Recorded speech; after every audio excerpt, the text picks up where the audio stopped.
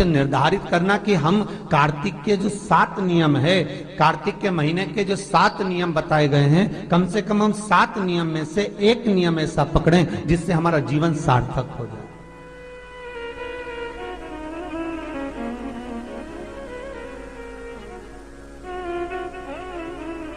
आप भले 7 नियम नहीं कर रहे कार्तिक के, भले एक नियम करो, पर वो नियम हमारा पूर्ण चलना चाहिए, उसकी नियम की पूर्णता पूर्ण होना चाहिए।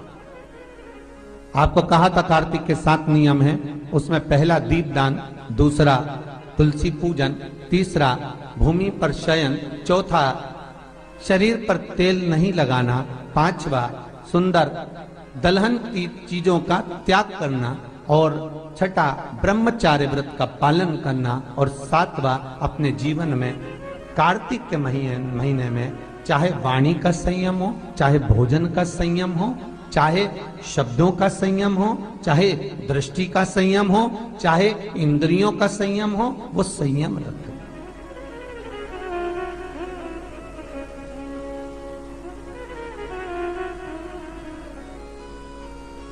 वो संयम धारण करना। अब हमें ये ज्ञात करना है कि 7 नियम जो कार्तिक के महीने के होते हैं, कार्तिक महात्म में जो 7 नियम बताए गए होते हैं, इन 7 नियम में से कोई एक नियम हम हमारी जिंदगी में उतार लें, कोई एक नियम हम हमारे जीवन में उतार लें, जिस नियम के बल पर हमें परमात्मा का साक्षीकरण हो जाए।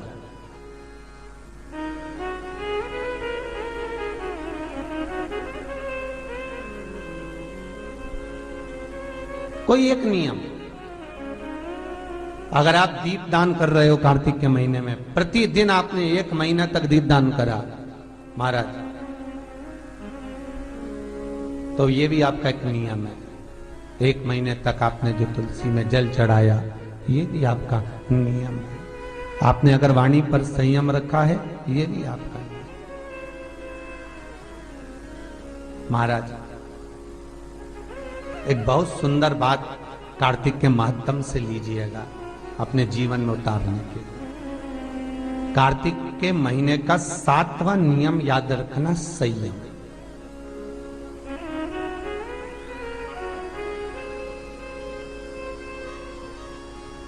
किस समय पर किस चीज का संयम होना चाहिए, ये हमारे विष्णु पुराण किस किसने सुनी है? हाथ उठा।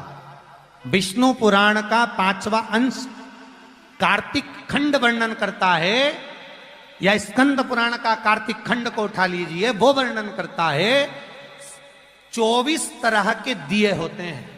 कितने तरह के? 24 तरह के दीप होते हैं।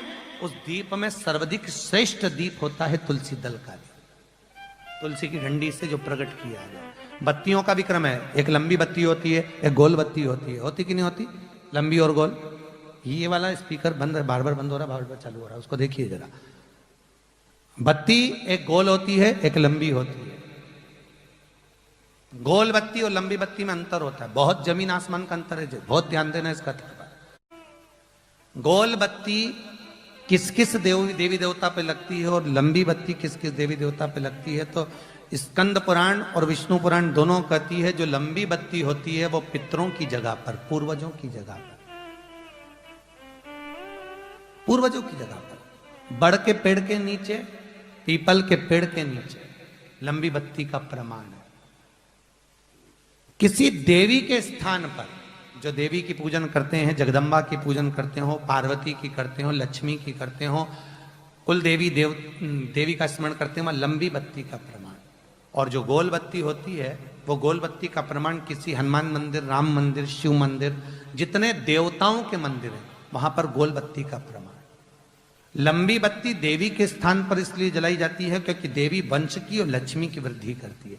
तो लक्ष्मी और वंश बड़ा होना चाहिए, लंबा होना चाहिए। और देवता के सामने गोल बत्ती इसलिए लगाई जाती है कि हमारा मन, ये चित्त, ये वृत्ति आपके चरणों में टिकी रहे और एक दिन हम भी वैकुंठ का वास करें, इसलिए गोल बत्ती लगाई जाती है। एक सहस्त्र बत्ती होती है, करें दर्शन कभी? यहाँ पे माताएं बैठ बैठ के बनाती रहती है 100 बत्ती, 108 बत्ती, 108 बत्ती बनाकर भगवान के सामने। उसका क्या प्रमाण है? कौन से पुराण में लिखा है कि 108 और सहस्त्रावली बत्ती लगाई जाए?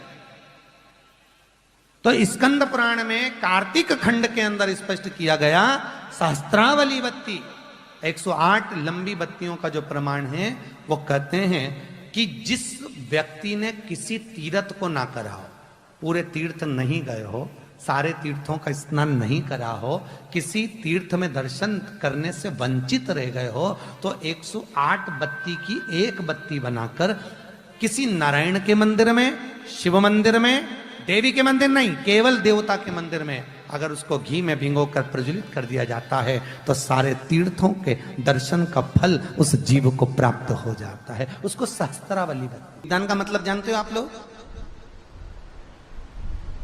क्या मतलब है? यमुना जी के घाट पर जाना, गंगा के घाट पर जाना, नर्मदा के घाट पर जाना और घाट पे जाके दिया लगाना, उसको हमारे यहां क्या कहते हैं? दीपदान। पर दुनिया के लोगों ने दीपदान के महत्व को कुछ दूसरा ही बना दिया। दिया जलाते हैं और नदी में छोड़ते हैं। भैया कौन सी पुराण में लिखा है दादा? कौन सी पुराण में लिखा है कि दिए को उठाकर नदी के अंदर छोड़ो? एक बात बताओ, सास तुम्हारी ऐसी बैठी सामने, तुम उसकी पूजन करोगी या थाली रखोगी या दिया जलाओगी तो उसके सामने रखाओगी कि उसके सिर पे जलाओगी? अरे बोलो तो सही, दिया कहां जलाओगे? उसके सामने कि सिर पे? पर दुनिया के लोग दिया कहां जला रहे हैं? दिया जला के छोड़ते हैं गंगा जी में, यमुना जी में, सरयू जी में, उसके अंदर छोड़ते हैं। तो ये तो दोष है ना, ये तो दोष माना जाता है। दिया दान करने का सबसे बड़ा क्रम है कि दीप दान करना है तो घाट पर लगाइए, पीपल के वृक्ष के नीचे दीप लगाइए। कार्तिक महीने में पूर्णिमा के दिन जो दीप दान दिया जाता है, उस दीप दान की बड़ी महत्वता होती है। हिंदू धर्म में केवल 3 दिन ऐसे होते हैं जिसके दीप दान का फल मनुष्य को नहीं मिलता। हिंदू धर्म में केवल 3 दिन ऐसे होते हैं जिसके दीप दान का फल मनुष्य को नहीं मिलता। कौन से 3 दिन है? जल्दी बोलो। हिंदू धर्म में 3 दिन ऐसे हैं जिसके दीपदान का फल मनुष्य को नहीं मिलता। पहले नंबर पर धनतेरस, दूसरे नंबर पर रूप चौदस और तीसरे नंबर पर दीपावली।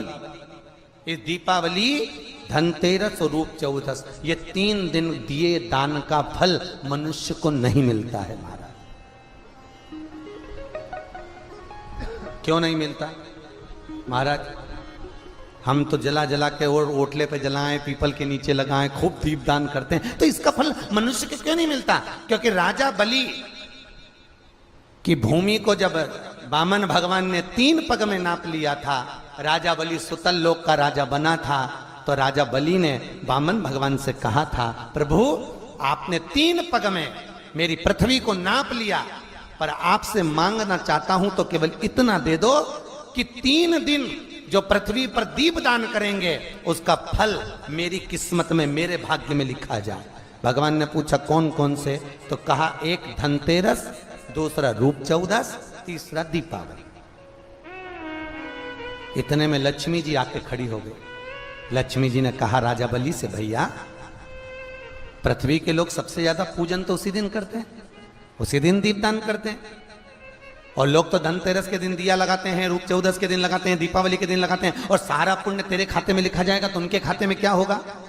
इतने में राजा बलि ने कहा, बहन लक्ष्मी चिंता मत कर, दीपावली के बाद में जो कार्तिक पूर्णिमा आएगी, उस कार्तिक पूर्णिमा के दिन जो किसी जलाशय के पास में जाकर, नदी, तालाब, कुंड, कुआं, किसी जलाशय के पास में जाकर अगर एक दिया लगा देंगे तो उसको 3 दिन का पुण्य फल 1000 गुना होकर प्राप्त हो जाएगा। 1000 गुना। इसलिए हमारे यहाँ पर दीपावली को तो केवल दीपावली कहते हैं, पर कार्तिक की पूर्णिमा को देव दीपावली कहते हैं। कौन सी दिवाली है? जम के बोलो जरा। देव दीपावली। दीपावली से बड़ी दीपावली होती है कार्तिक पूर्णिमा के दिन, क्योंकि तुमने ये 3 दिन जो दिया लगाया, इसका फल तुम्हें जब मिलता है जब तुम कार्तिक की पूर्णिमा के दिन किसी घाट पर, नदी के तट पर, तालाब के तट पर, सरोवर के तट पर जब दीपदान करते हो साहब, तब उसका पुण्य बढ़ जाता है। कार्तिक के महीने में 10वीं तिथि को जो तुलसी की डंडी को घी में भिगोकर अपनी कामना कर कर भगवान के सामने दिए में रखकर जला देता है, दिए की तरह उससे आरती उतार देता है, कहते हैं उसका जन्म दूसरी बार पृथ्वी पर नहीं होता, वो भगवान के गोलोक धाम में जिंदगी भर के लिए विराजमान हो जाता है। जिंदगी भर के दीप की तरह।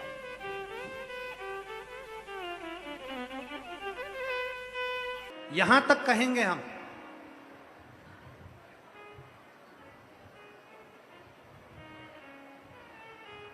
शरद पूर्णिमा से कार्तिक पूर्णिमा के बीच में, शरद पूर्णिमा से कार्तिक पूर्णिमा के बीच में प्रयास करना।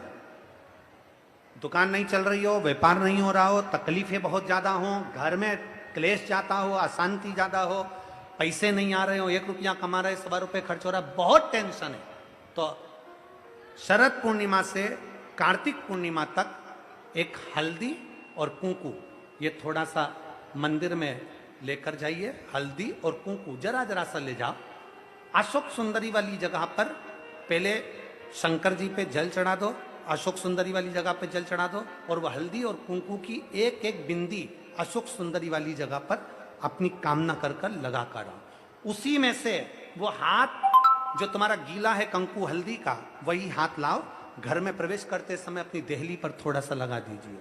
शरद पूर्णिमा से कार्तिक पूर्णिमा तक कर कर देखो, उसके बाद में फिर बताना कि मेरा देव अधिदेव महादेव ने तुम्हारी झोली भरी कि ना भरी, भंडार भरा कि नहीं। शरद पूर्णिमा से कार्तिक पूर्णिमा के भीतर 1 महीना, कार्तिक का महीना भगवान शंकर की अविरल भक्ति का महीना है। षडानंद कार्तिक का महीना, कार्तिक का महीना मतलब भगवान शंकर के पुत्र कार्तिकेय महाराज का महीना है। षडानंद कार्तिकेय ने क्या क्या मांगा था शंकर भगवान से, अपन सुनेंगे। वो